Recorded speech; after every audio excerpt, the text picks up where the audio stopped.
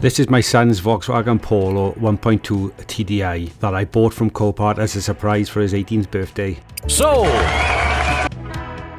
safe to say he was happy with his new car, even though it needed a lot of work. After all, it was a Category N write-off. Tom was learning to drive and had his test coming up in a few weeks, so I needed to get his car on the road as soon as possible. And what better way to learn, getting Tom involved as well. When searching breaker yards, I always seem to be the last person there, and there's nothing left. But I struck gold at this local place. I was the first person there, and this parts car was just listed. Sadly, the front bumper and bonnet was damaged, and the crash bar was too far gone, but I still managed to get a complete rad pack and wing in colour. While I was out chasing parts, Tom was getting stuck in as well. Being a car from Copart, the cars are rarely clean inside, and Tom's car was no different.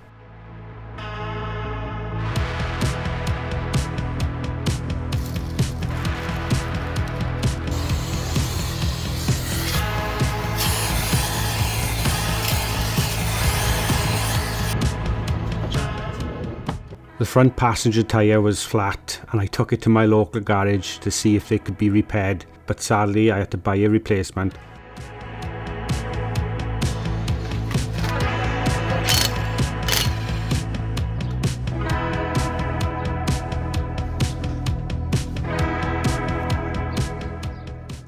Tom has never changed a wheel before, so what a perfect opportunity for him to have a go and me to sit back and let someone else do all the hard work for a change. I can really feel us father and son bonding. This car is bringing us closer together. After all, I'm normally up the garage on my own.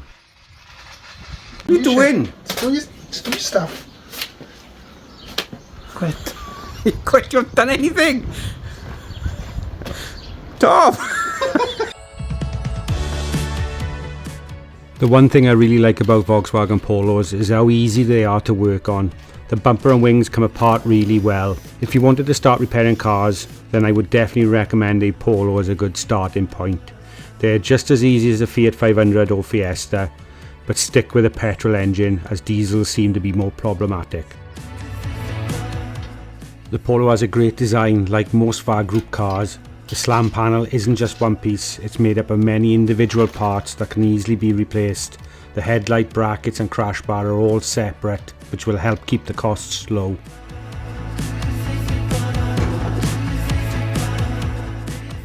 A common place for rust to occur is in the crash bar itself.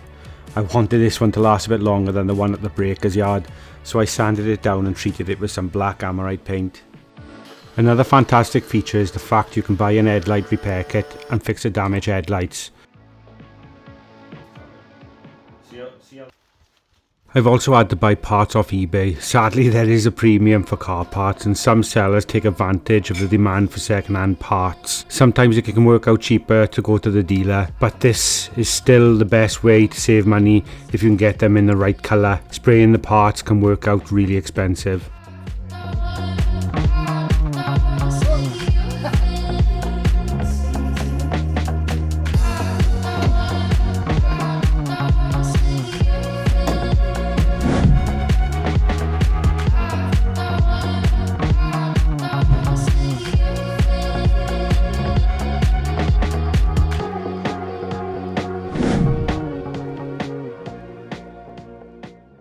As you can see, this car is absolutely bogging. Look at the wheels on it, like. Absolutely smelling, so we're gonna have to give it a wash today. Look at that, like. Bogging. Look at the state on this. How have we not washed it? Your car? Oh, don't give me that.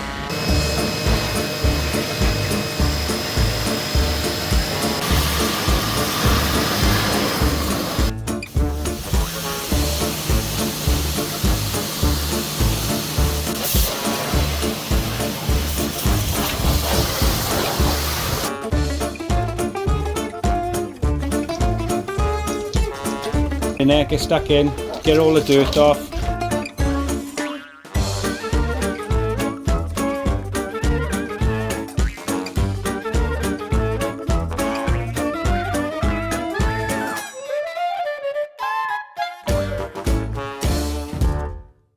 Right, so what we're going to do now is Tom's going to test drive the car, and we're going to check for oil leaks.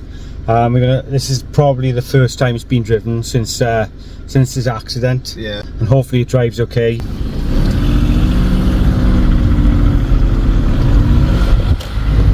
This clutch is high though, isn't it? Yeah, it feels nice, it's just that clutch it is, it's not right.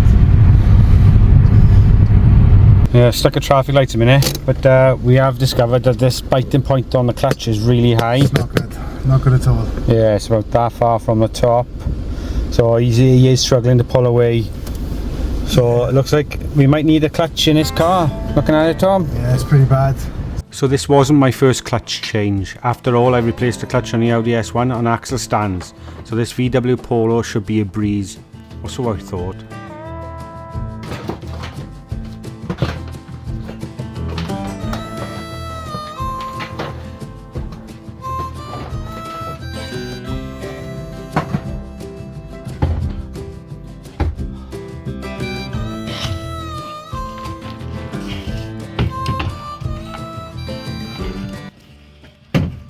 Gearbox out.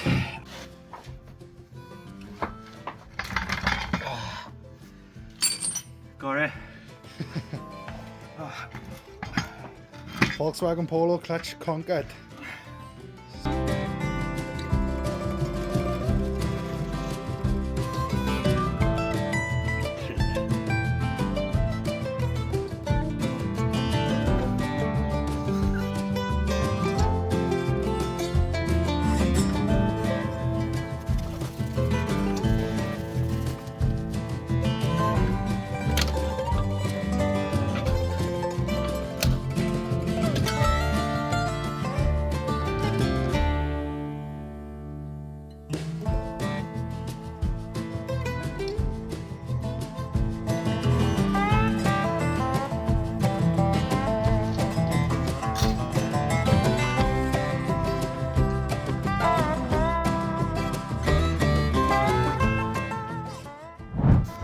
Out of the both of us, who do you think's done the hardest work? Me. Rolling round in it, he has. That's what he's been doing. Hard work, rolling round in there. Look at him. State, man. You got all the parts of me doing stuff you're not filming. I'm filming now. You're lying down. I'm doing CPR on a gearbox. Like, are you lying down? Whoa! Whoa! It's coming out. Yeah, trusted to film this part.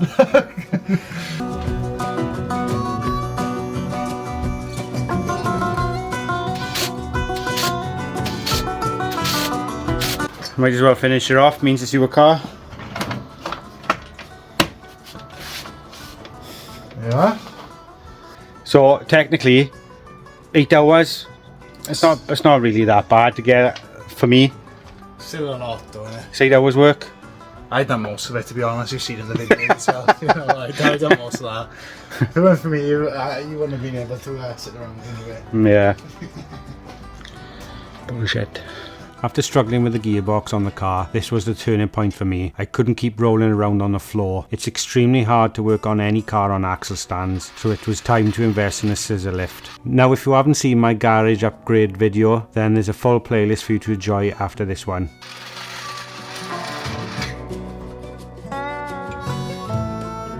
Some of these cars get in some states up here, don't they? What about me, yeah?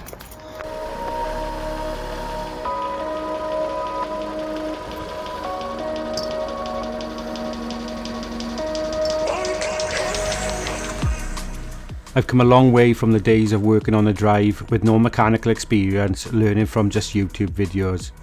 I surprise myself sometimes. I've lost count on how many times I've wanted to give up, but I've kept going, and now the results show for themselves. Never in my wildest dreams did I ever think I would be replacing clutches and timing chains. Well, let's drive in.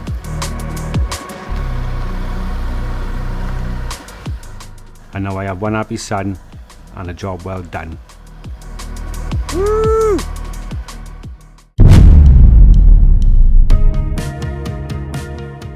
So Tom's car is back in the garage.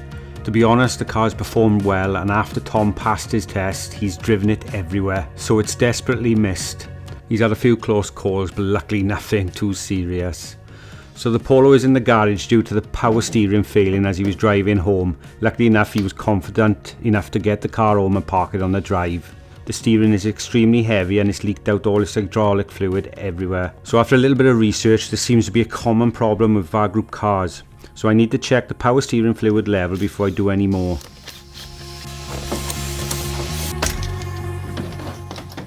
Power steering pump is situated beneath the front passenger side wing and behind the headlight. So to gain access to the pump, we need to disconnect and remove the battery and the battery tray. Before we remove the battery tray, we need to remove the airbox first, as the airbox is attached to the battery tray.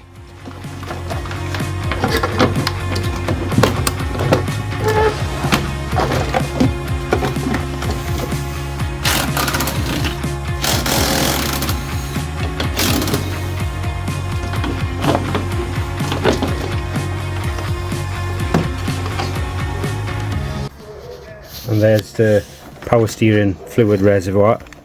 Unscrew that. I've already topped this up once, that's how I know it's leaking. It was bone dry. So now I know I got a little bit of fluid in there. We can check to see where it's leaking from. The scissor lift is probably the best investment I've ever made. It makes life so much easier. Now this is the first time the Polo has been on the ramp. To be honest, the underneath of the car looks in excellent shape with very little surface rust. I'm well impressed. So the subframe has evidence of a fluid leak, so I think the leak is coming from the steering rack itself. So we need to take a closer look at the rack. The subframe is blocking most of it. There's two pipes coming from the pump, the return and the feed. They both feed into the rack on the driver's side. So by removing the driver's side wheel, I might be able to see a bit more. While I'm at it, I might as well check over the front suspension on both sides of the car. Just looking at this car now. This side's not too bad. Looking at all the rubber seals and things, the ball joints, it all looks okay this side, apart from the discs. I've already bought discs for him. Bought them when I had the car, I just never fitted them. Now if you look at this side, I've been looking here and then I just spot that. You can see that, the state of that. So this little steering arm bush has got to be replaced. So I think it's leaking from where it connects into the steering rack itself, that pipe there. So what I'm going to do is I'm going to wipe it all down, start the engine and see if I can get some fluid to come out. Turn it!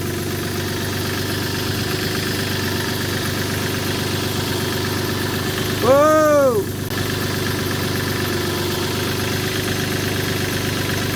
Do it again. And again, turn it the other way.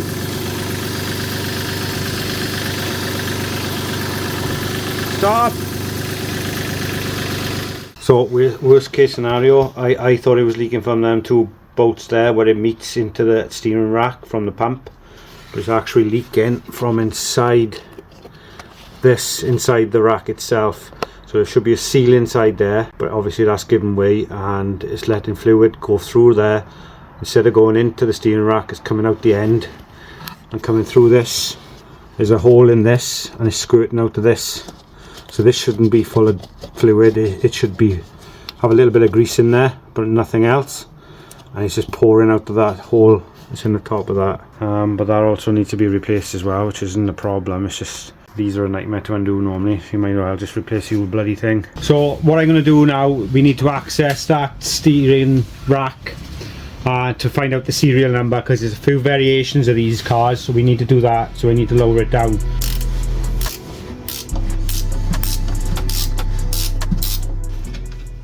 So the only way to get a good view of the steering rack is to lower down the subframe, but the more parts I remove, the bigger the job's getting.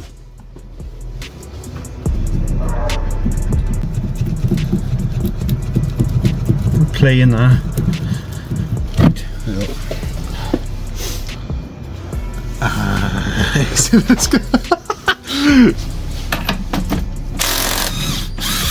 Ooh, it'll come out nice and easy. My steering arm is gone, isn't it? Oh god. Stop playing with it, you want to.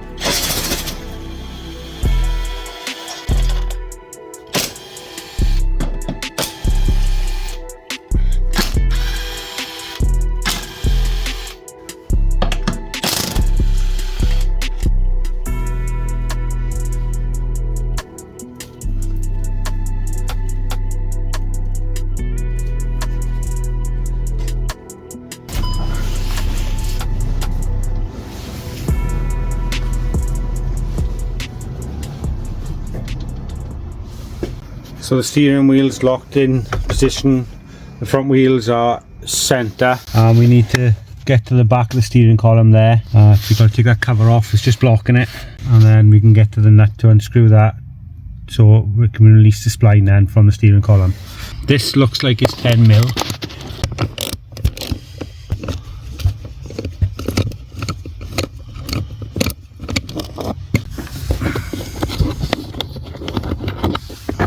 Some sort of, yep, the nut that I need to undo, which is there.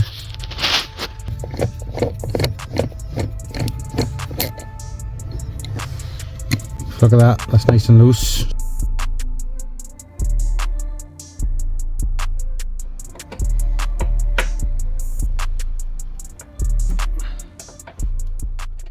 So now with the steering column and all of the suspension components undone, that's all I need to do is remove the return and feed pipe from the rack. The pipes and pumps stay in place and don't need to be removed. There's only 2 bolts holding the subframe in, and they can be removed when the car is lowered down.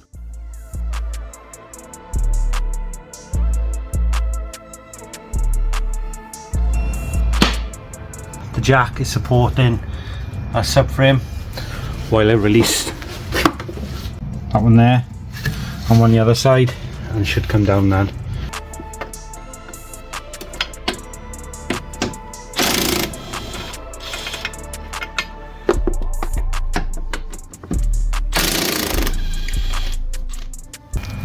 So that's all undone. So all I gotta do now is give this jack a little twist, and hopefully it should start lowering down.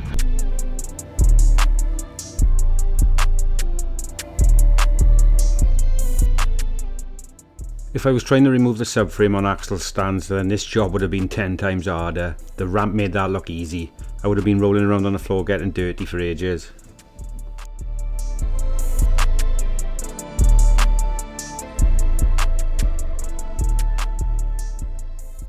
So first off, I want to remove this anti-roll bar bush.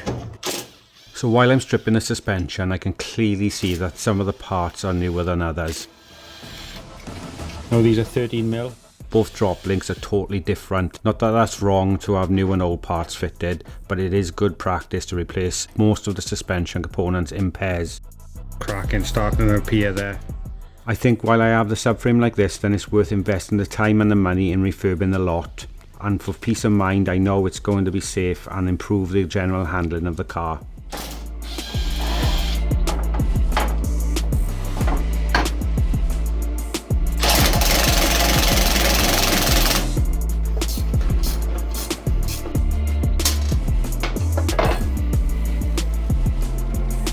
Now you can plainly see that these two are different. Now while I'm stripping down the suspension, I want to give a big thank you to my latest members for their continued support.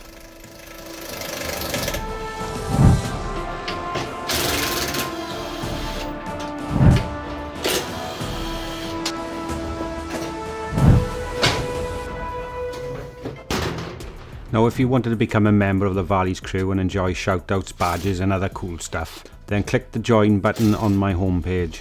And while you're there, click the subscribe button as well. Cheers.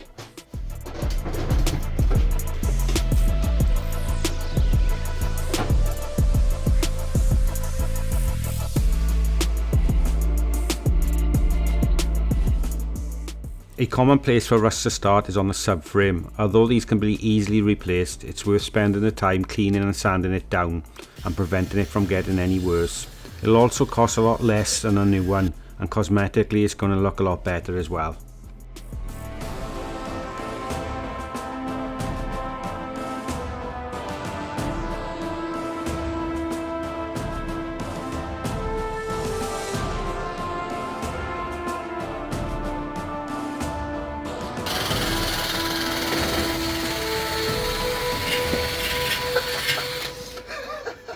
We've just put a little makeshift spray booth there just to prevent or try and limit as much overspray as possible. We're just going to spray this with a little bit of a Stone Guard black spray paint. Nothing special. It's just I've already treated that with some rust protector, so it eats the rust and converts it back to metal. I've wiped it down, it's all clean. It just needs to be sprayed now black, ready to receive the new parts.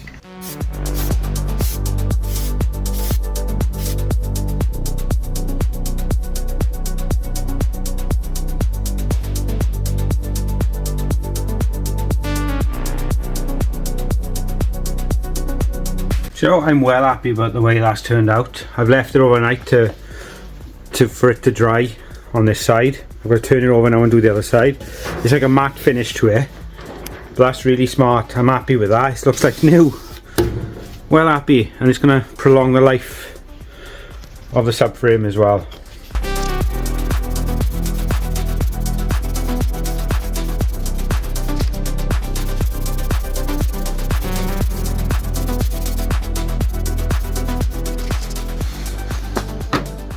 Polos are slightly different to other cars, as in the caliper is part of the hub, so that part is part of the hub, so this doesn't move.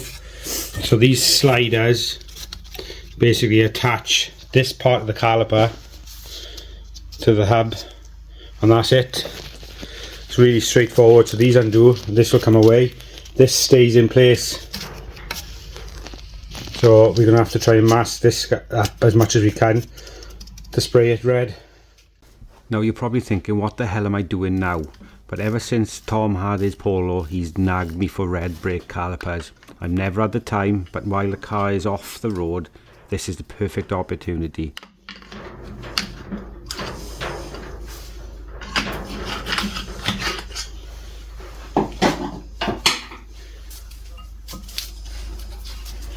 That's how easy it is to take that off, and then you can see then that's part of the caliper, part of the hub.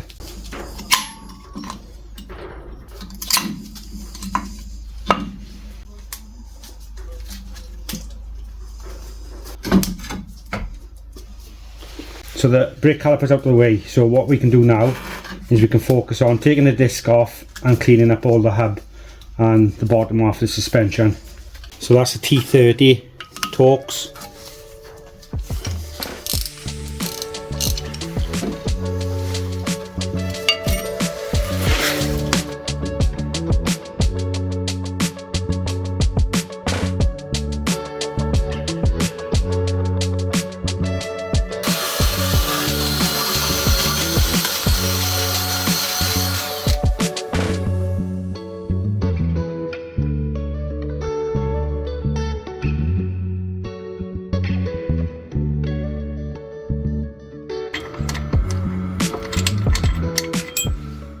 Now you're all going to probably slam my comment section with you should have used primer.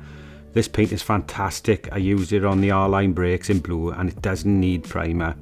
It does need at least 3 or 4 coats to get a good finish, but that's the first one done. Ignore the run marks, it looks good with your eyes shut.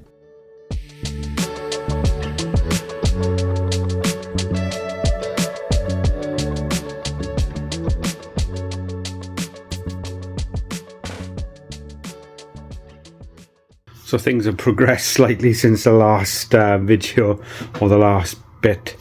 Basically, I've taken the gearbox back out because it's got a pile of oil leaks still, and it's leaking inside the gearbox again. And I'm glad I did, because this is snapped inside the gearbox there, and that goes in there and holds it in place. Now that's snapped off.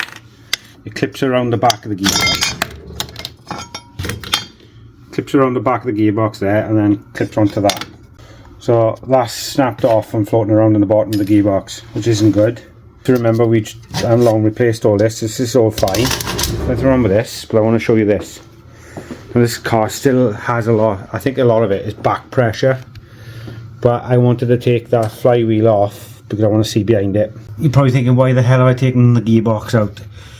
The subframe was off, so I thought now's the best time, if any, to finally take a good look at these oil leaks.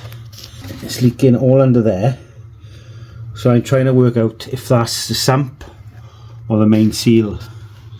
Now I want to take this flywheel off to see if it is. It's also leaking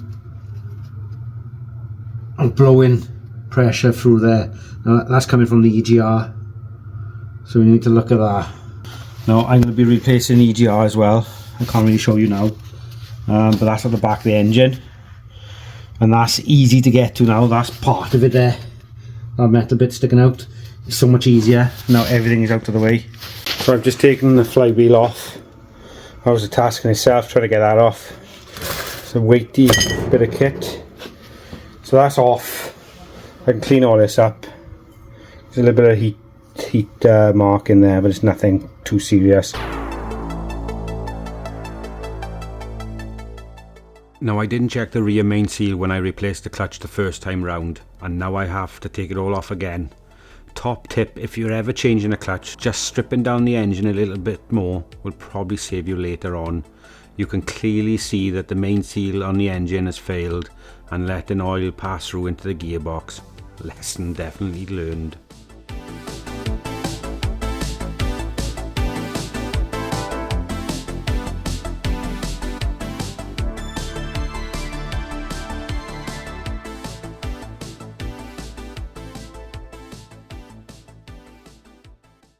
In here is the second-hand steering rack.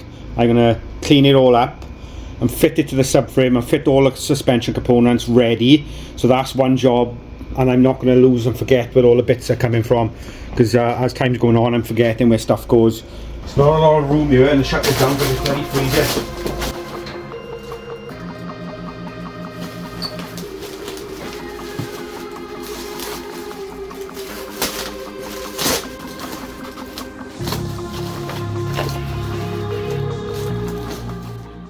Now, I bought this steering rack from eBay second hand, and it cost roughly about 50 quid. Now, there's always a risk when buying used parts, but a brand new replacement rack was over £400, so well worth the risk.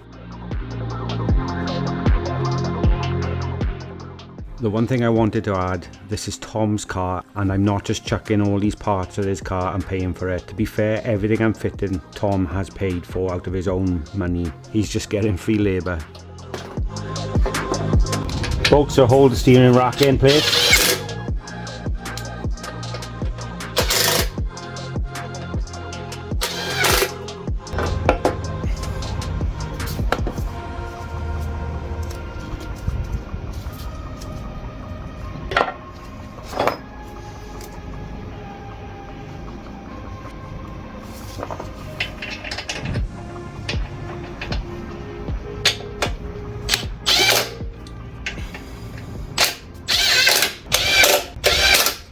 So if you remember from before how much play was in that bar, there is nothing at all now.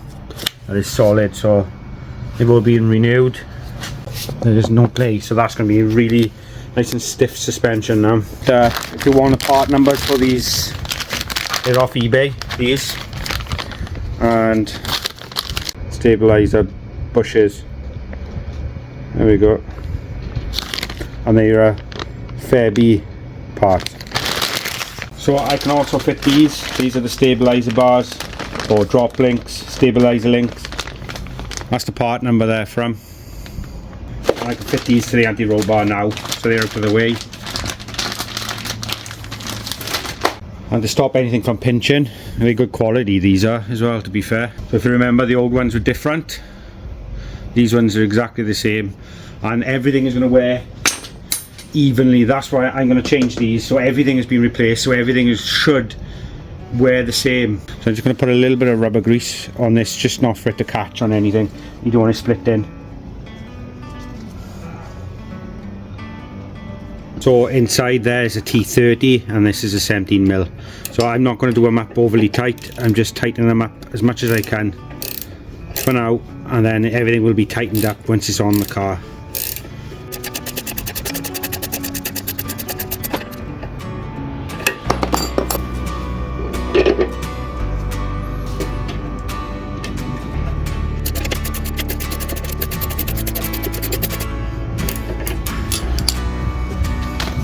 So next up, I got some new lower arms as well. Just going to put a little bit of rubber grease just to help.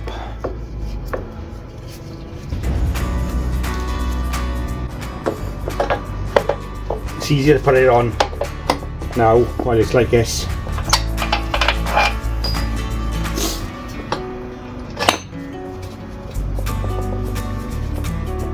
So these are 18mm.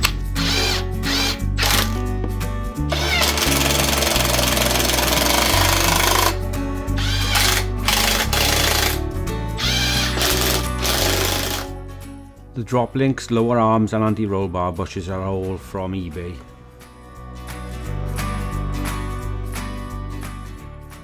I've cut these off camera.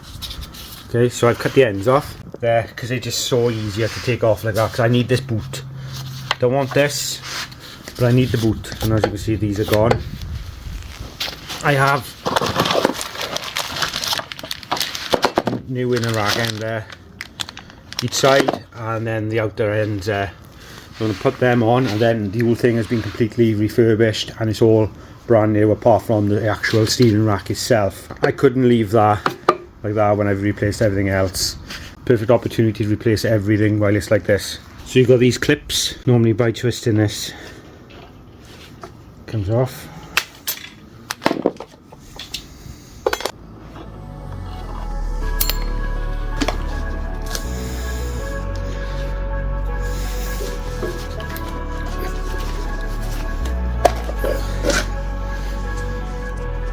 There's one. So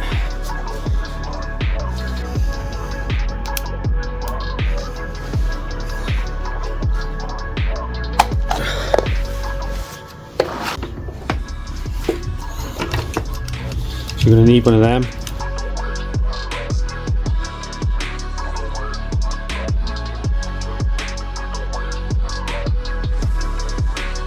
That's nice and stiff, and that just flops around.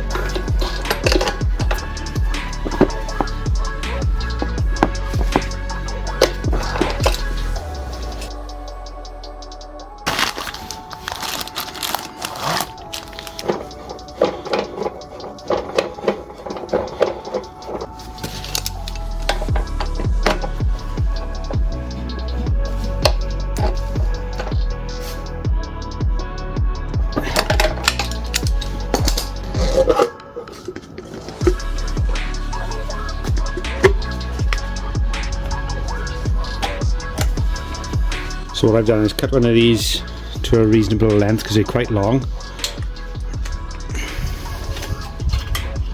That's as tight as I can get it by hand, and now this cuts on it.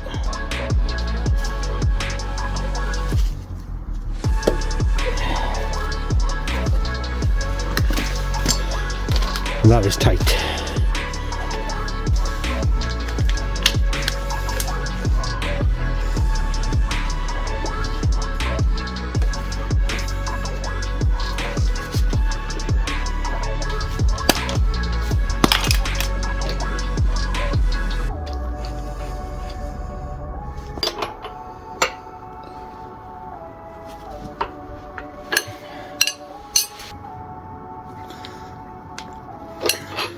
So what I've done to set these as best I can is I've still got the old rack here, and I've basically counted the threads on each end, so it's like 6 turns there, or 6 threads, so I've matched that the same.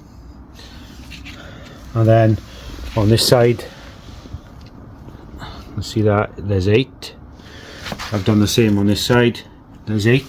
So that should be more or less set to where it was when it came off the car, because that is the rack off the car. What I got to do now is just make sure that this is the same as this in length, as in, so it goes back in, because when I was putting them boots on, these on, it did move in and out slightly. So because this hasn't moved, this come off the car, so we need to make sure that one's in the same position as in lengthwise each side, to make sure that the steering rack is equal, so when you turn the wheel it's not going to have too much one side and not enough the other. So we need to make sure that is centre, same as this one. I think the best way of doing that is measuring how long it is to the end each side, and then comparing with this one, and then adjusting it, so we can just push them in and this will turn then, because this has got to line up with the steering wheel, the steering column inside the splines. So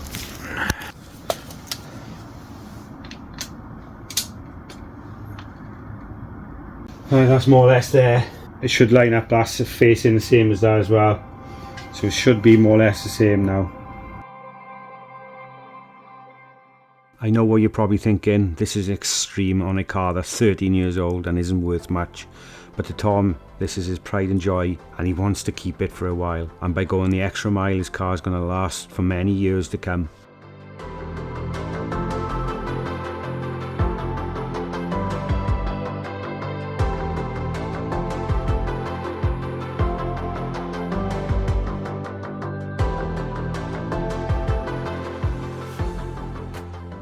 So the next job I'm going to do is this. Now you probably think I'm absolutely crazy, but I'll show you the reason why. We've got gaskets. Is the EGR. Now these are a nightmare to get to, and they're very common to fail. Now I don't think ours has failed, but it's on its way out.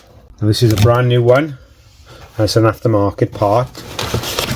But it's really good quality, and I'll show you the one on the car and the reason why I'm doing this. Now the location of the EGR is right at the back of the engine, right behind the DPF. It's right up there, and to get to it you would have to either lower down the subframe, move out the drive shaft, and it's a pig of a job. As you can see, this has got a bit of a leak. I think it's leaking from the exhaust part of it that goes back into the head there. I can't really see from this side, but it's been leaking for a while. Not only that, I know the sump is leaking. We're going to replace all that as well. I'm going to take it all off and seal that when we do the rear end seal. But I thought, this car's done 100,000 miles. They do fail on about 70,000. So the perfect opportunity, because I know I'll live to regret it if I don't replace it now while everything is like this. First up, we need to undo these, and these are 13mm.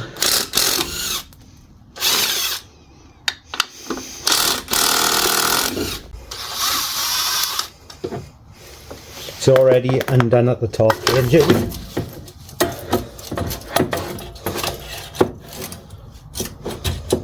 So now the exhaust is out of the way. We've got this little covering the vacuum. I should imagine that's some sort of diaphragm. So I've just disconnected that from this. We've got water pipes. There's one here and here to disconnect, and we've also got these oil feeds to disconnect, and then you've got a couple of bolts around it, plus the pipe there as well. Now if you're going to attempt this job yourself, then remember to drain the coolant from the radiator. The EGR has a built-in water cooler, and you will get absolutely soaked if you don't. I emptied mine off camera. So these are T30 Torx.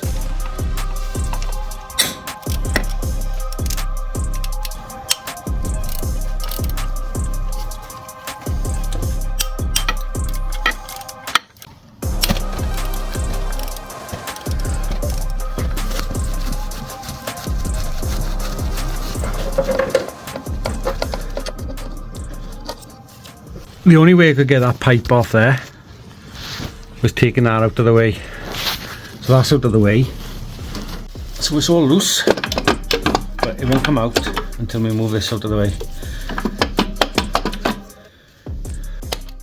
Now another reason why I'm replacing the EGR, the car seems to lack power when pulling away, especially on hills.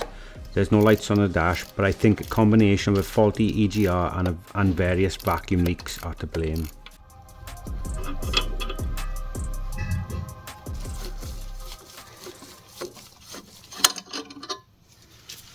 There's the EGR there. I've undone that bolt, and that's for the oil feed for the turbo. I'll use the pickup and return. But we need to undo that bracket there, and up inside there where they go into the turbo, we need to undo them as well, so we can actually move these pipes out of the way to get that out of the way, because it will not come out without them moved out of the way. It's a shame they were flexible joins or something, or put behind them or around it. Obviously they picked the shortest route possible, and I was straight up. which will block the EGR in. Cracking design.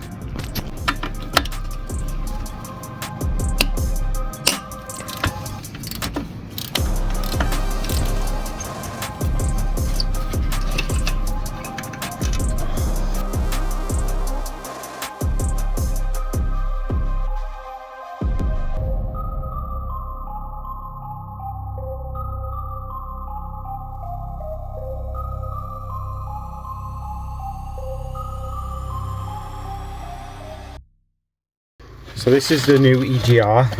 It's an aftermarket one, but I bought genuine seals. Now all these are from Volkswagen. Believe it or not, it's about 90 quid worth of seals there. Absolutely ridiculous price for stuff, but I suppose when you're doing a job like this you don't want it to leak, especially the oil seals and stuff. So all the seals needed to refit it back.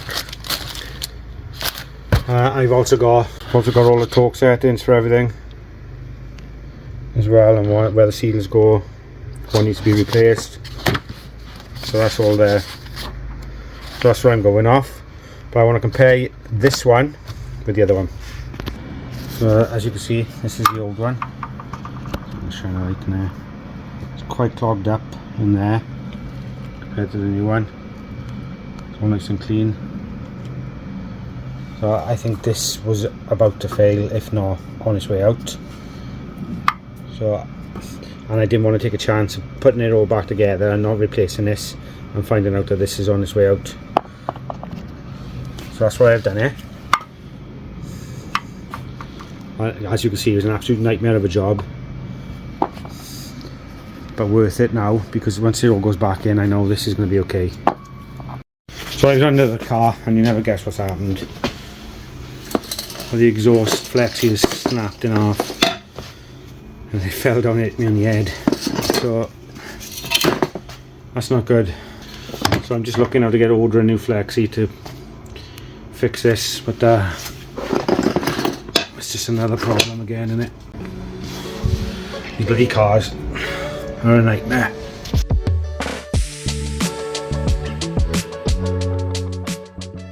I bought the EGR from eBay for 120 quid. A genuine one would have cost over 400, and if you're interested, I downloaded the workshop manuals from easymanual.com.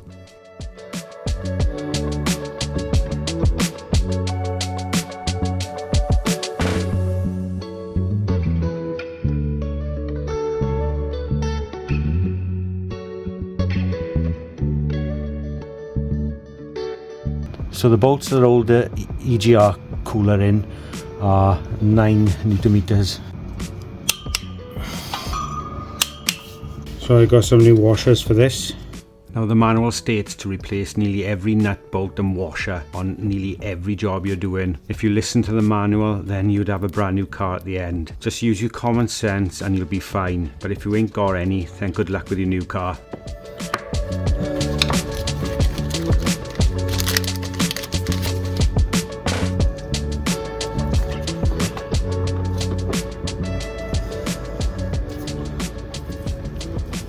Now this is done up to, see that's that, and that is done up to 60 Newton meters.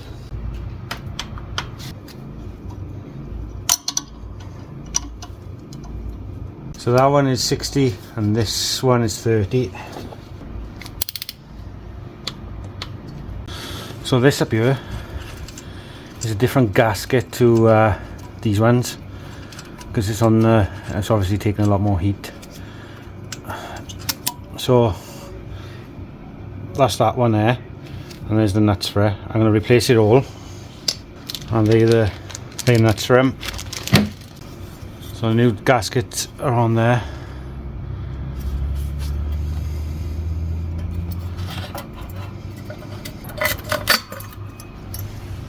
And then new nuts.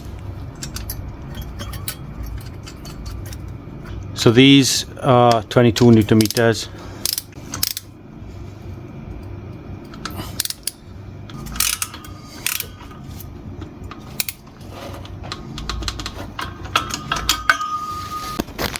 So all them bolts are being renewed, they're old, all onto the EGR. All these are being replaced.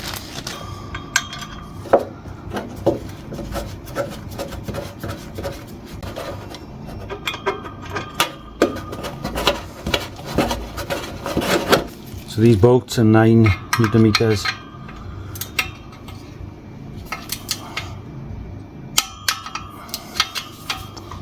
Next up is this. I've cleaned it out as best I can, cleaned all the ends of it, it's all nice and shiny. And we got some new gaskets to go on it.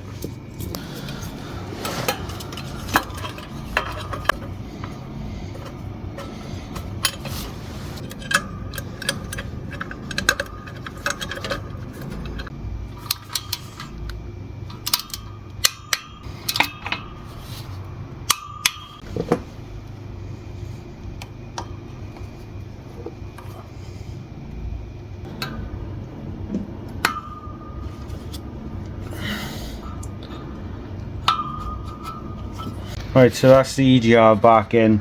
All the bolts are being replaced and need to be replaced. All ready to rock and roll. I've also put, you can't see it, but that pipe there, I've replaced that seal, that green seal. I've got a new one of them as well.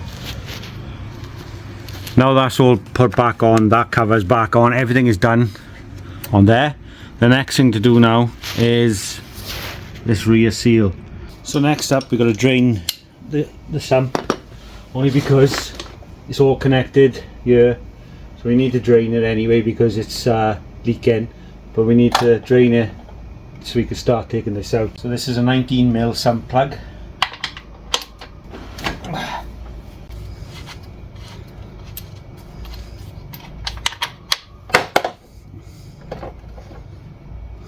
So I'm just going to leave that drain.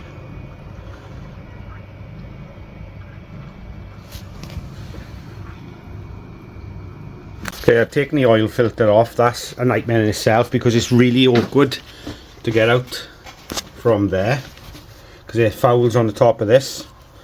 So it's a bit of a nightmare, so you've got to take the EGR pipe out of the way there. So I've taken that out of the way just to remove the oil filter. I've got a new one to go in. So to remove the sump, you've got to remove the oil dipstick out of the way, which is already loose here.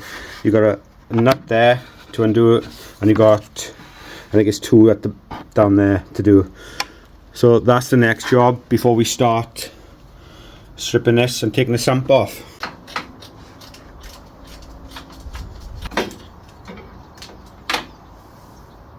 There's one 10mm there.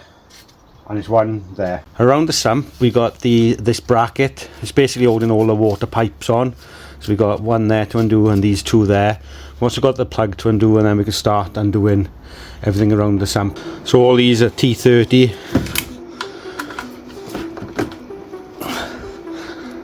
And they're really tight.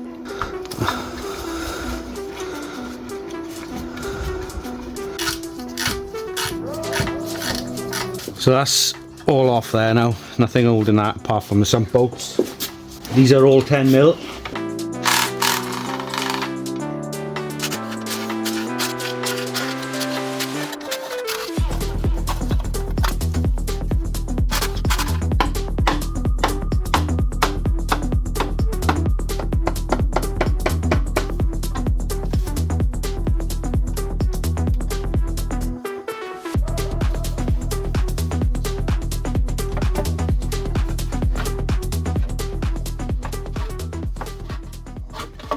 Right, if you're looking to do this job yourself, okay, there's the position of all the sump bolts. There's 16 sump bolts altogether, and there's one sneaky one right up there. Now that can catch you out. It's there, it's right in the middle. Now this will all need to be cleaned up. Clean all this off. It's relatively clean, obviously got to clean up the edges, get rid of all the sealant. Inside there, look, spotless. So this is, like I said, this car's done over 100,000 miles now, and that is a pretty clean underneath engine there.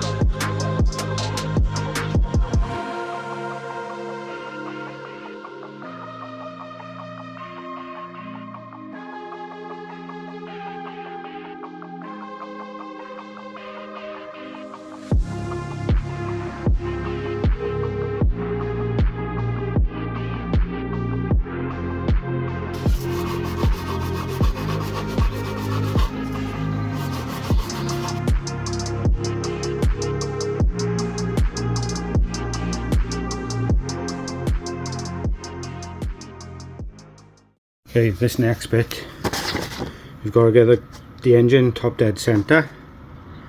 And you need one of these, and if you look, you need to remove that, which we've done, just there, and then that lines up like that, so you've got a dot there, that lines up there, so everything should be square.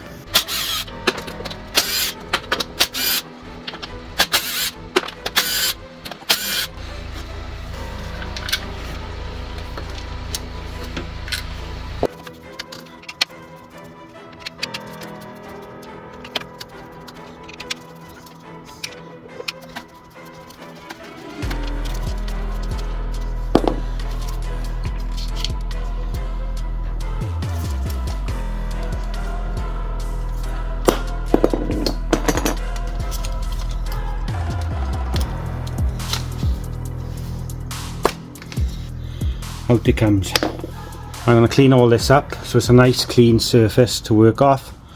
So this has got the seal built into this. You know, you can get these in plastic or metal. This is plastic, and the one I've got is plastic, and I got it from the dealer, so it is the correct one. So what I'm going to do now is I'm going to take this sensor off, clean it all up because it's actually caked. So this is where you've got to be careful, as this is obviously timed to the engine, and if you get this wrong, it could cause your car to not start. So this is why you need a special tool to do this bit.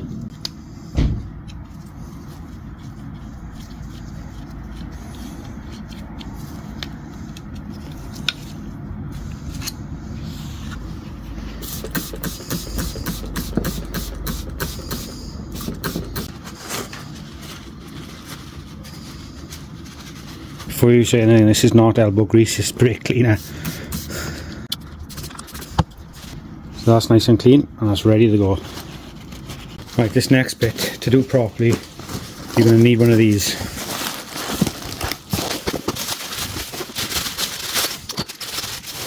So what we need to do is, this is basically holds it in position so it's in the right position, okay? So we need to get this perfectly level first on a vise. These are all the instructions for it. So clamping surface, we've got to line it all up so it's perfect. So this clamp, the threads are cut out purposely for this to be sat in a clamp, so you can adjust this. Now that's a 24mm. What we need to do is get this perfectly level. You're going to need one of these depth gauge. Now for this, well, like I said, this is a genuine Volkswagen part. It costs a lot of money. I think it comes to like 200 quid with everything in this bag, which is some bolts, the bolts for this. So very, very expensive bit of kit, but it needs to be perfect.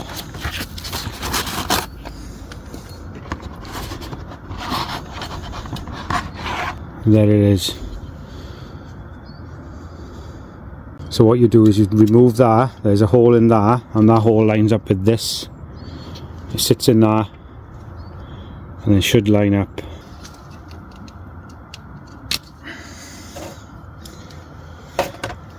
Now that hole lines up with this, and everything else should line up.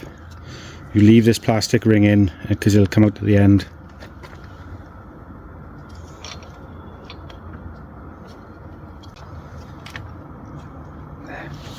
So these go in these holes to line it up and hold it in place.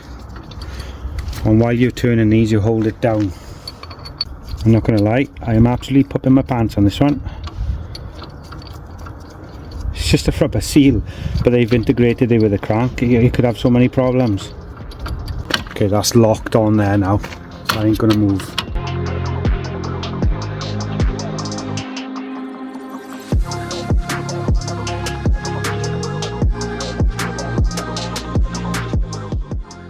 When using the crankshaft tool T10134 to line up the seal, it tells you to use two M7 35mm bolts to help centralise the clamp. Now I didn't have any of these lying around, so I improvised. Hopefully it won't come back to bite me in the butt. Also, the black and red handles are for use with either petrol or diesel engines. I will be using the black one as it's a diesel engine.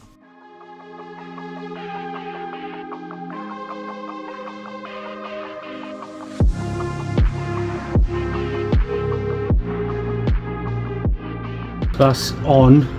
That black pin is pushed in. This has got to be done up to 35 Newton meters. And my torque wrench is set to 35.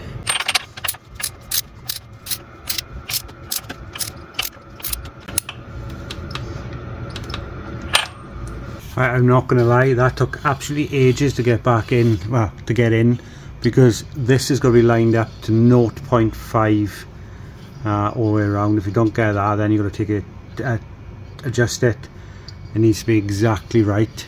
So that took a little bit of faffing around just to get it smack on all the way around, and you've got to use this, or something like this, which I've done.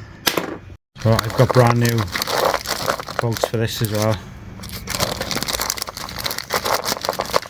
and that is a sequence, and they're 15 Newton meters. So I'm just doing them up and tight for now, and then we'll do them in sequence.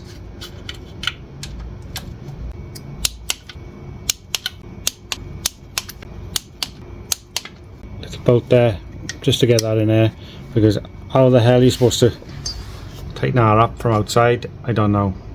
It just fouls on the plastic and the casing. So if that sensor fails, it looks like you've got to take the gearbox out.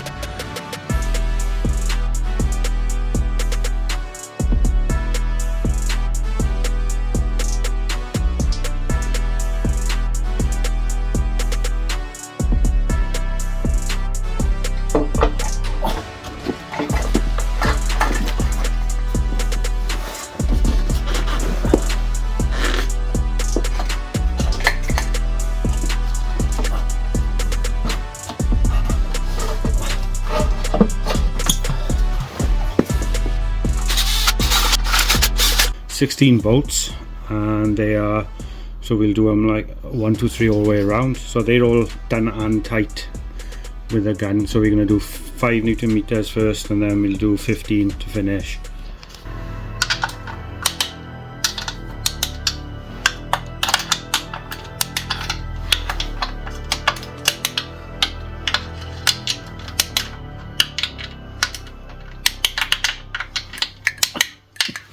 That's all torqued up to 15 Newton meters. So you do 5 and then you go all the way around again and do 15. That's done. That's all torqued up.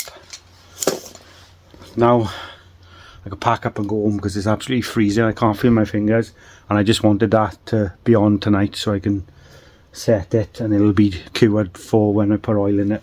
It is literally the next day. I put the plate on. The sump is all dry now, so everything is ready. That's all I got to do now is put that flywheel on. Okay, so I've cleaned that up now, so that's a lot better than what it was. It's nice and clean, so this is ready to be bolted back on.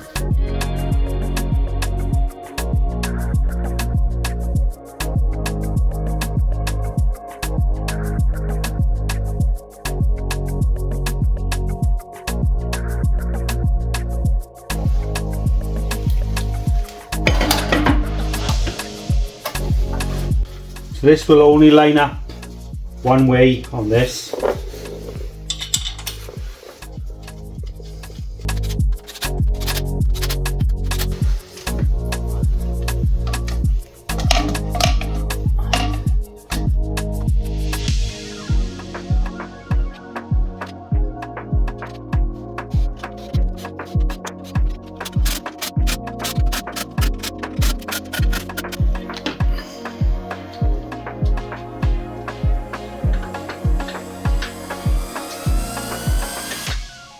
Right, before I put this gearbox back in, I wanted to show you this. That's basically that was crumbled in the bottom of there. That is the new one. So that clips on the back like that. Then that clips on there. So that's how that should go. Now that goes like that. When this is pressed, it's not going to come off now, it's only going to go like that. And it's not going to keep on coming forward and move around. It's going to stay in one place.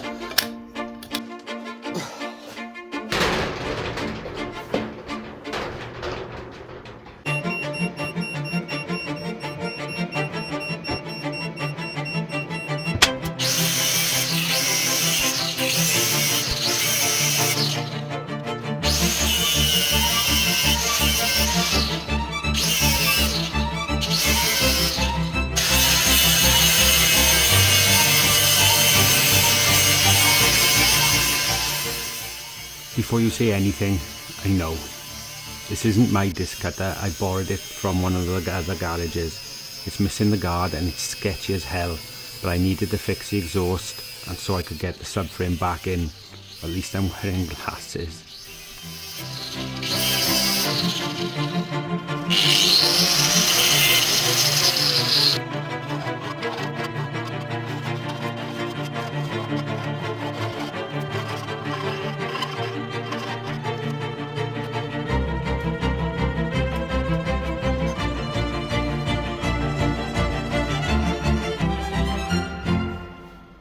I've done quite a bit off camera because it seems like I'm repeating myself quite a lot. So the gearbox is in, the exhaust is under, I'll just show you, but I've done a lot of it off camera. It's just because I've done it all before, so I'll just show you now. So that is my fix, but it's all in, new clamp there as well. Now that's better than nothing, it's sealed. I'm just hoping that'll work for now. I'll probably get it welded at some point, but for now that is a temporary fix. Like I said, these exhausts are £700 odd to buy, and that's all I'd broken was the flexi, so that's fixed. I'm happy with that. It's clamped on.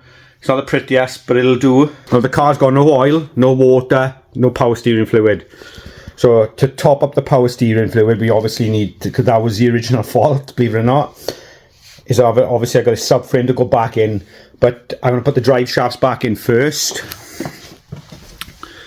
There, got one that side and one the other side. I'll put the drive shafts back in. Now I've got some more CV grease to put in to pack this because it's quite low and dried up, so we want to put some more in there and some on the other side of the gearbox as well. So I'm just going to fill this up, get stuck right in. Just make sure there's plenty in there.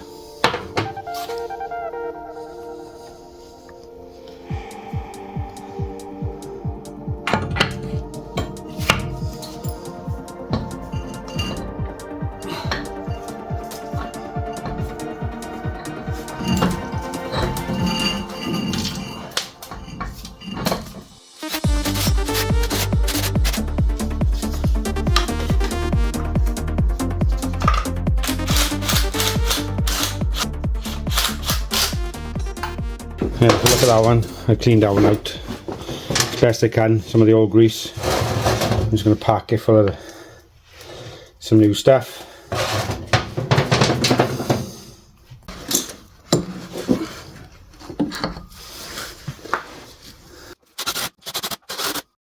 So next up is the subframe. I really want to get this in.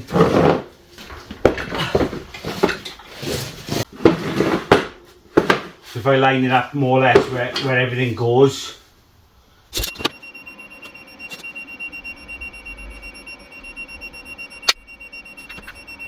So what I've done now is I've lined up all the suspension, the drop links, everything is lined up now. It's supported on this. I've kept it on this, and I'm just going to use a block of wood and the jack just to help lift it up. If it was just on the jack, it'll be flimsy, flopping around, and I want to keep it as straight as possible.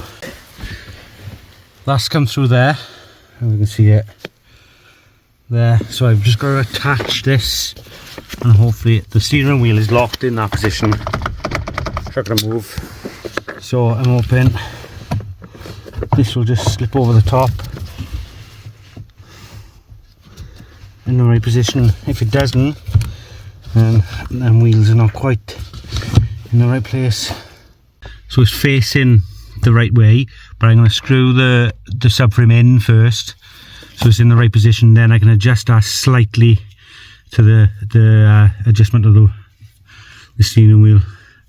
But like I said, wheel alignment as well.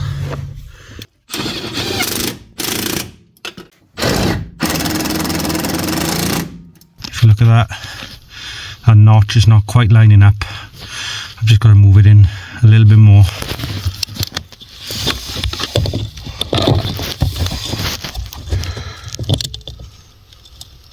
And needs a touch more. So that's going to line up with that, and hopefully it'll just pop on and then the bolt will go through. And you know when you've got it right, is that will go in there and then straight through. If it wasn't lined up right, then that screw wouldn't go all the way through to the other side. That's what that notch is for. I've centralised that steering rack before I put this in, so it was just obviously they must be offset slightly. The steering wheel is straight there for the steering lock on, so that I haven't moved.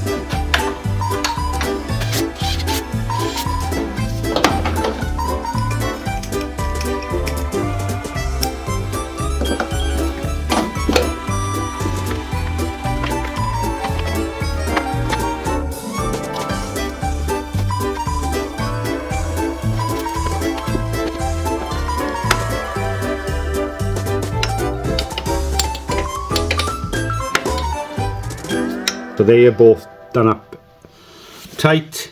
I just gotta make sure them cables are routed, or the pipes are routed in the correct place.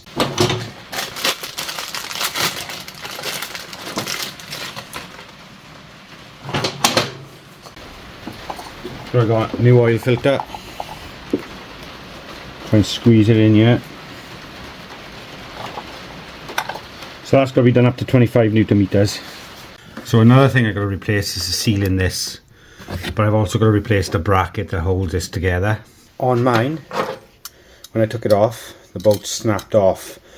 Now I did try and get this out of here, but it was absolutely solid. I tried everything, I could not get that out. So I've had to go to Volkswagen, pick up another one, because I needed it now. I could probably have shopped online and got one a bit cheaper, but that 35 quid.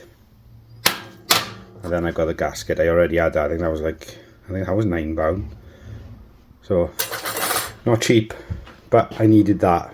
So I'm going to put that on now, and then the fluid in for the power steering, top that up, put the oil in, water in, and then I'm just going to double check everything. I'm just going to rest the battery on there, because we're going to need to bleed this, as in make sure all the air is through, check the level, because there's no fluid in there at all, and then go for a start up. And I'm hoping the car's going to start.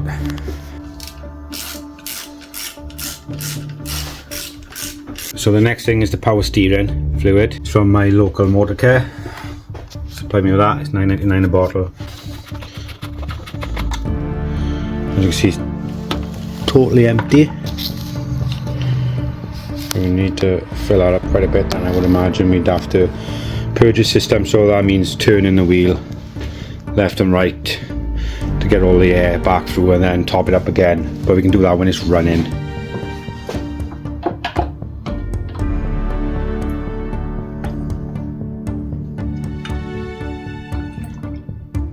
The engine oil for one of these is 530 or 540, and the engine takes roughly 4.3 litres. So I'm using this.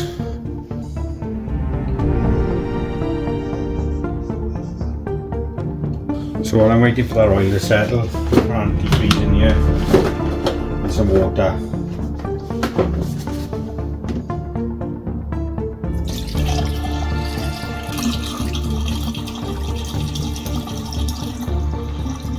a little bit of antifreeze for now. I'm gonna need more antifreeze, so ignore the colour. I want to get some more, but this takes the lilac-y colour, so I'm gonna need to order some more. It's almost ready now to start up. I'm just gonna put the battery in, but I'm gonna get Tom to give me an hand with this one. I want him to start the engine so I can check the leaks. So I'm gonna give him a shout now. He can come across.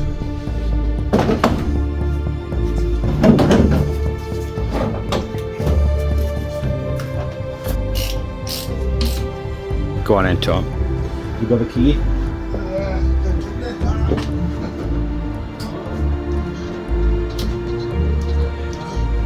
the window down.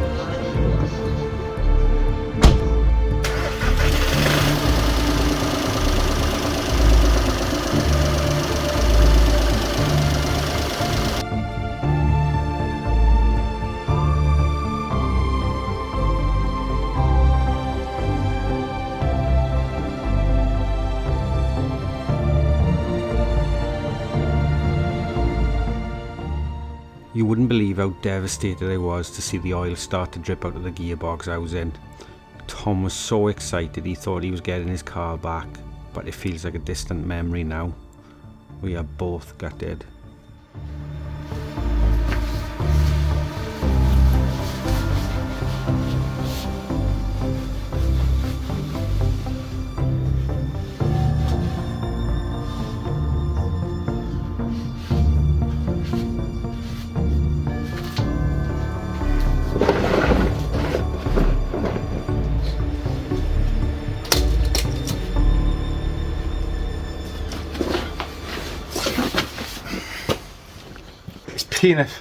About 2 or 3 days since I done that last bit of the video.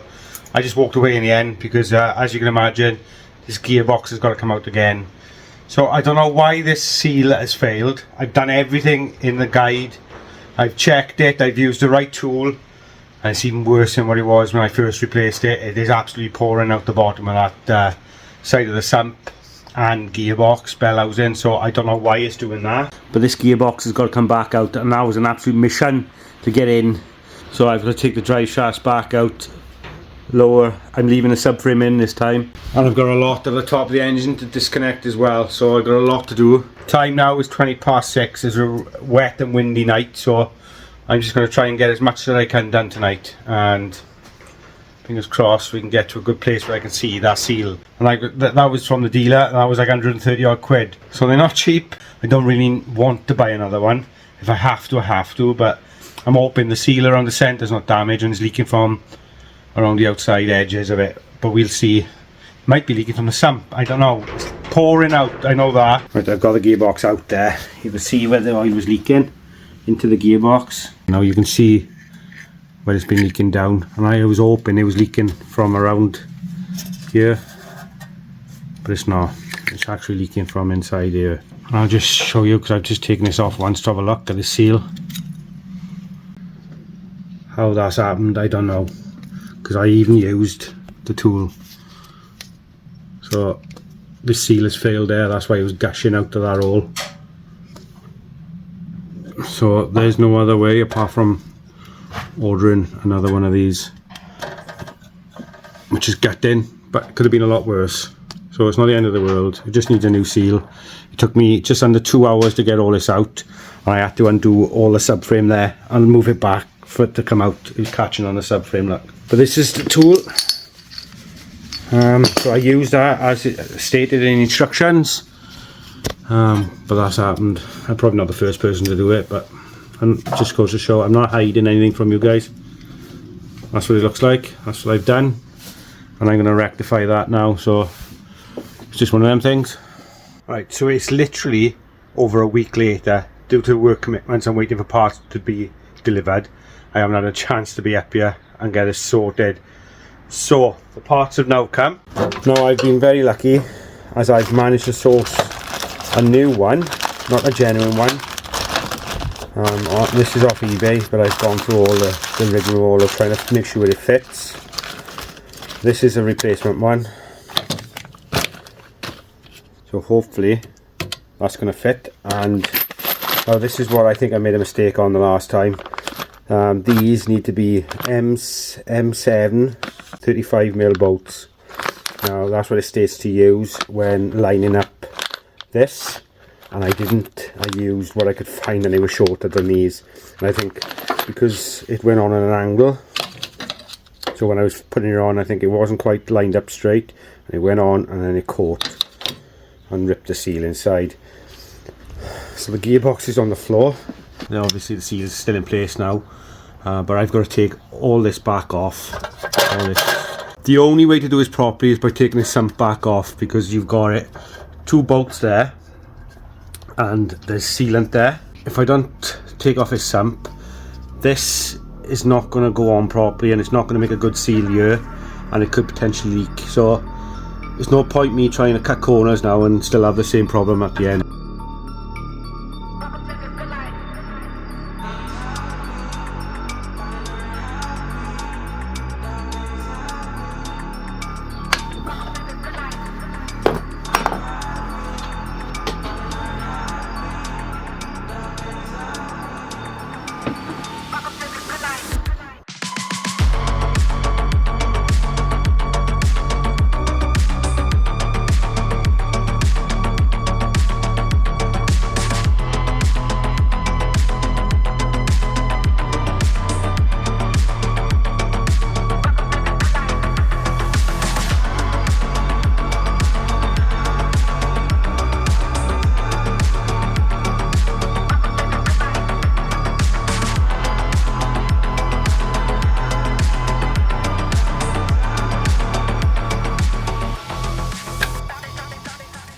Quite clearly see that that's been caught and snagged. Obviously that's how I put it on, so there's no one to blame apart from myself for this one.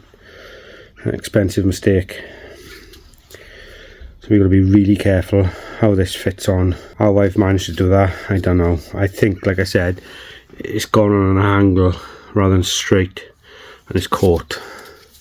So we'll take that sensor out of there, fit it to the new one, and clean this up again. So it's nice and clean, and then start fitting the new one.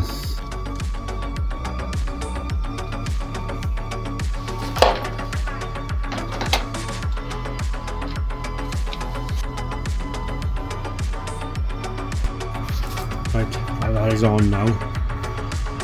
Just hope it don't leak. Now this is where working on cars gets difficult sometimes. You can take 2 steps forward and 3 back. These are the times when you could easily quit and give up. But nothing in life is easy, and nothing is more rewarding than hitting them highs after the lows.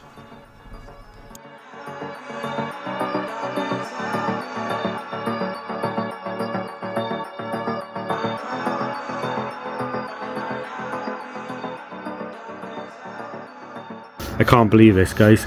I'm just in the middle of torquing this up. Now these bolts are 15 Newton meters all the way around, so you start from the back and work your way around as per the instructions. I've got to this and it's literally split there, and there's an airline crack there, so that's not good. So this will have to be taken back off and sent back, because that isn't good. That's not good enough. That's inferior quality.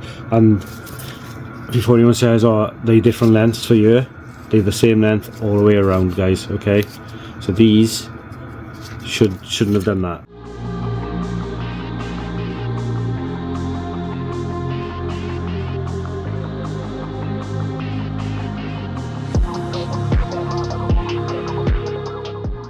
Now the one thing that really lets Tom's car down is the corroded and curved diamond cut alloy wheels. Tom wanted his wheels to stand out, so he picked this metallic bronze colour. NL powder coating knocked it out of the park with these wheels.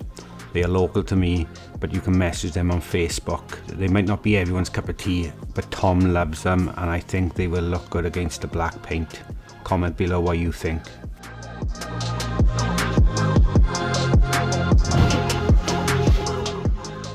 I've already finished refurbing the rear brake drums and spraying them red off camera, but I think they look really good. Not everyone likes to paint the drums, just the brake calipers.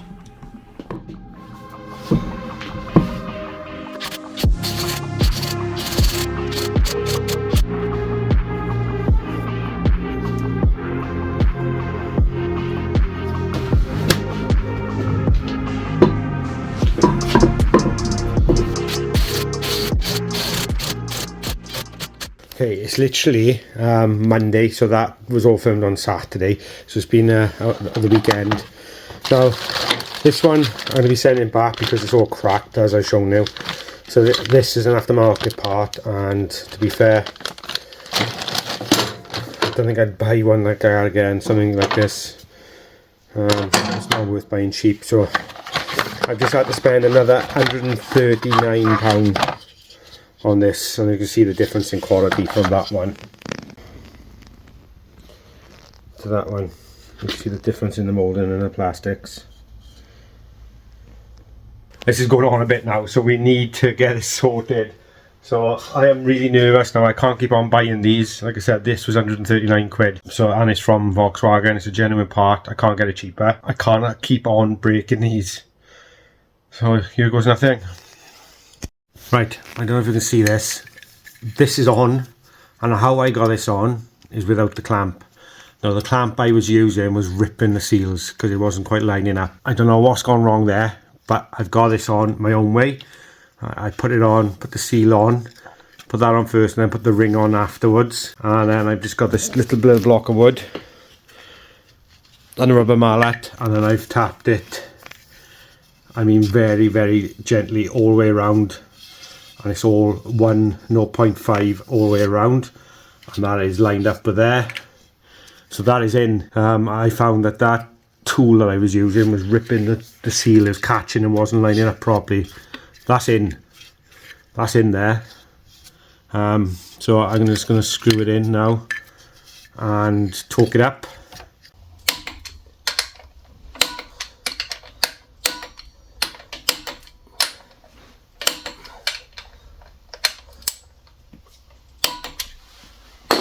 So I've stopped that from turning. I put a bolt in there and a bolt there.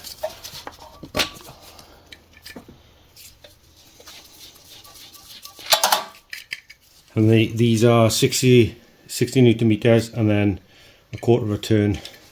Now for the clutch plate.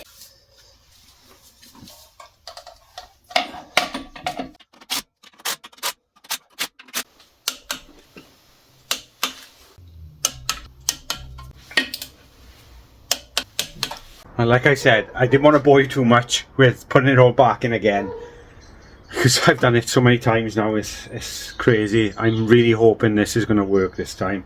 If it doesn't, I'm going to quit. I've got to be honest. I'm that close now. If it starts leaking again, then I don't know what to do. The gearbox is all back in. Believe it or not, I struggle. I don't bother filming it because it just takes absolutely ages to try and manhandle this back in. I got Tom holding a strap here, and I'm underneath the wheel arch trying to push it back in. With the ramp it does help a little bit, but it's still very awkward without the proper jacks to get the gearbox in. All the slave cylinders back in, all the gear linkages are all back in as well, so that's all okay. Just missing this one clip here. I had to wait for until today. So that was the clip. It's all in bits. So this is the replacement. That's what it should look like. Now I bought this off Volkswagen, and that was £2. But on eBay they got inferior plastic and they're a lot more expensive. You've got to buy the complete thing. On like that. Stops that from coming off. Giving it 24 hours for that sealant to go off around the sump. I didn't want to start it straight up after putting new sealant on. I wanted to give it a good chance to cure. Everything else is back in. Bolt back up the subframe because I ended up moving the subframe back to get the gearbox out because it was fouling on the back of the subframe there. I'm not putting any of the drive shafts in. I'm not putting all them back in if it needs to come back out, and I'm hoping it doesn't. I've got some antifreeze to put in. It's just over there, some new antifreeze. Because at the moment I've only just put water in and a little bit of antifreeze, and that's the proper stuff for it. So we need to obviously bleed the system once we get it running. Right, everything is in apart from the drive shafts and obviously the wheels. The subframe is all back in. There's oil in, just topped it up. The battery's on. I have left the airbox off. But it's all topped up with oil. I've got antifreeze to put in, but we'll do that when it's running. Tom's in the car ready to start the car. Go on then, Tom, make sure it's out of gear, boy.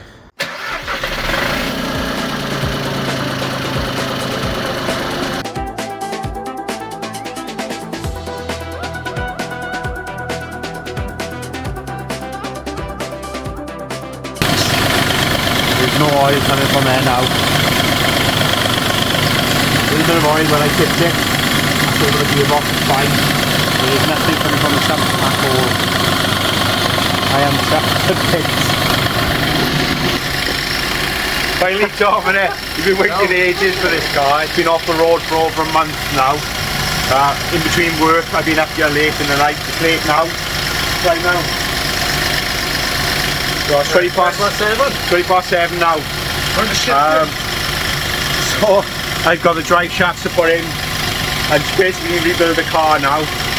I'm not going to film any of that. I'm just going to crack on with it, get it all back together, and then I got to spray that side to finish it off, get the discs on, and hopefully by tomorrow it'll be hopefully alright for him. So I'm just chuffed that it's not leaking because I couldn't stick in a third time. Them seals are a nightmare, but I done it in the end, and I done it without the tool. How are they supposed to be? I don't know. Anyway, I've done it. Happy days. Did the engine up there, Rob? It's not far off, about 9:45 now. I've done most of the suspension, all tightened back up. All the brakes, drive shafts are in, all tightened up there. The discs are on this side. The only thing is the pads that I bought. So the discs are there, new discs, and the pads that I bought. And this was last year when I had the car ready for him. Don't fit. They're the wrong ones. Typical. They're the wrong size, so I'm going to have to order some brakes tomorrow for him. They're totally the wrong ones. I'd never opened them. I just put them one side ready for this. So calipers done that side. It's all ready, just need pads. Everything is tightened up. I've literally just finished spraying all that up. The old disc is still there. So, but everything else is nice and tight. I just got to go back around and make sure everything is torqued up and wait for that to dry. So while that's drying, I can order some new pads. The garage is now a mess. I've got stuff waiting to be fitted onto the new project car, but everything is just a mess everywhere. I've got bits everywhere, I've got parts up there, I've got to get the Audi S1 in here. It's been a really rough month for cars, in between work and cars. I've had 3 cars and my wife's car is still playing up. So I'm struggling to get cars back on the road, never mind fix my projects. If I can get this back on the road, that's a big weight lifted off my shoulders. He's got his car back, he can carry on with it then, and then I can get my wife's car and have a look at that because that's playing up big time. I'll catch you tomorrow for when we fit these brake pads and hopefully get his car on the ground and get it out. So right, I've got new brakes. It's literally the next day now. So God knows what Autodoc sent out to me. That's the trouble with these. Sometimes, and I still recommend them, although I'm not sponsored, I still recommend them because you can always send stuff back and they always sort it out if there's an issue. So hopefully I'm still in with the date period of sending this back. If I'm not, I'm not. It doesn't matter. I should have checked before I left it so long. So it's my own fault. Doesn't matter. I've bought new ones, picked up today. So I'm going to fit these now to this side. I got to fit the disc to this side. Obviously I've sprayed this last night, so this is all dry now. I can take the disc off and fit the new pads, and that's done. And then that's what I got to do now is torque up the suspension, make sure everything's all torqued up, put the wheel arch liner in, just check for more leaks, get it running, just check the water and things and get it out. I'd be glad to see the back of this car for a bit, honest to God. So hopefully we can get that out shortly.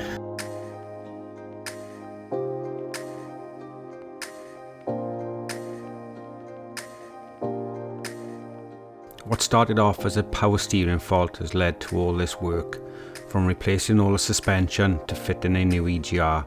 This has been a very difficult project to complete, not because of how hard the work was, but the constant juggling of fixing my wife's car, the Audi S1 won't start, working a full-time job and up the garage till late in the night, all the while Tom was left without a car.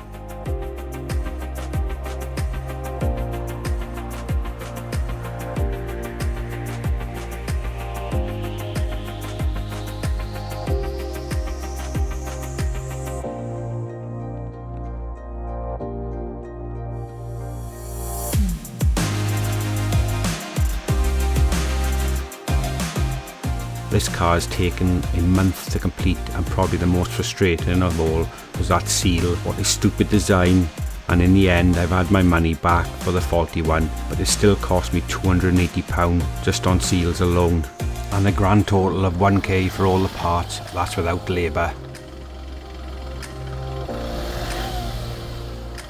If I had taken the car to a garage, would they have fixed all the faults, or would it have been too costly to repair? If this was someone else, I fear the car would have been scrapped. Tell me what you would have done. Would you have scrapped it? Cosmetically, the car isn't perfect. It still has a dent in the rear door, there's a split in the rear bumper from Tom reversing into the wall on our driveway, and a long scrape down the side of both doors from the wheelie bin.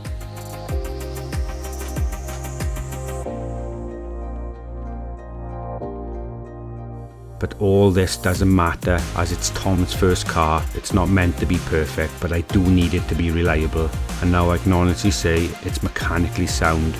I hope you enjoyed this video. If you did, don't forget to like and subscribe, and I'll see you all in a bit.